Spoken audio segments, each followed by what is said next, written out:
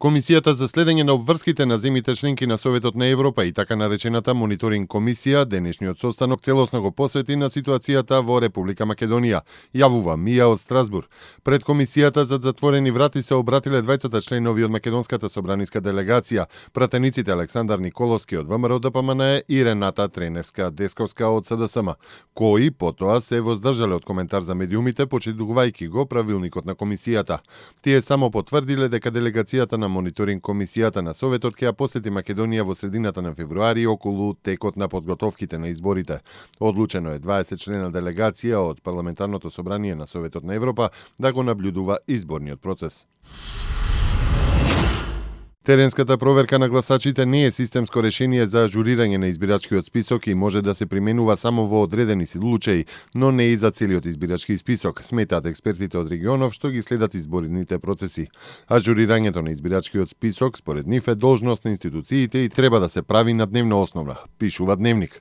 Опозицијскиот СДСМ инсистира само на теренска проверка на гласачите без други комбинирани методи и не отстапува од таквото барање. Според планот на партијата, лицата што нема да бидат на домашна адреса во моментот на проверката и не се јават сами во одредена канцеларија на Државната изборна комисија да бидат тргнати од избирачкиот список со активни гласачи и да бидат ставени на друг. СДСМ призна дека не го интересира Државната изборна комисија туку воспоставување контрола врз медиумите што ги напаѓа дека се нејзини непријатели. Предлогот на СДСМ дека ја прифаќа методологијата за избирачкиот список само ако владеачката ВМРО ДПМН ги прифати измените на законот за медиуми не е ништо друго туку правење на пазар, е коментарот на познавачите на состојбите по вчерашната одлука на СДСМ. Тоа е само доказ дека методологијата всушност не е проблем и дека СДСМ намерно ја кочи постапката, додаваат експертите. Вчера од 15 до 18 часот била затворена јужната граница кај Кота 59, а причината за временото затворање е затоа што на границата кај Табановце имало околу 600 мигранти кои чекале да влезат во Србија и да продолжат по патот на западно-балканската рута.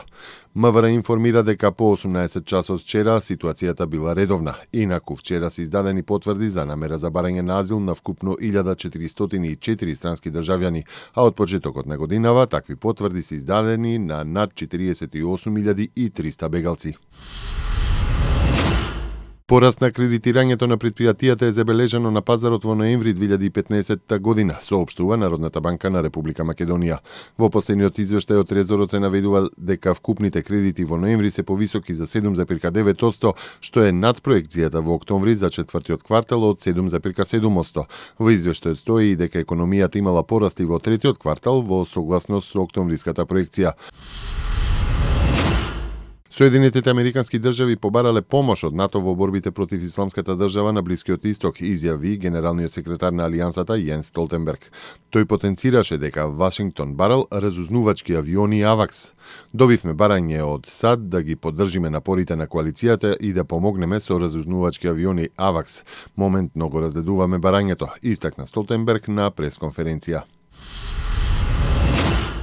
Државите на Европската Унија се должни да ги протеруваат мигрантите кои немаат право за престој во Унијата, а задача на националните власти во Европската Унија е да определат кој има право на престој, изјави портпаролката на Европската комисија Наташа Берто. Бројот на екстрадирани досега не е доволен, додаде Берто.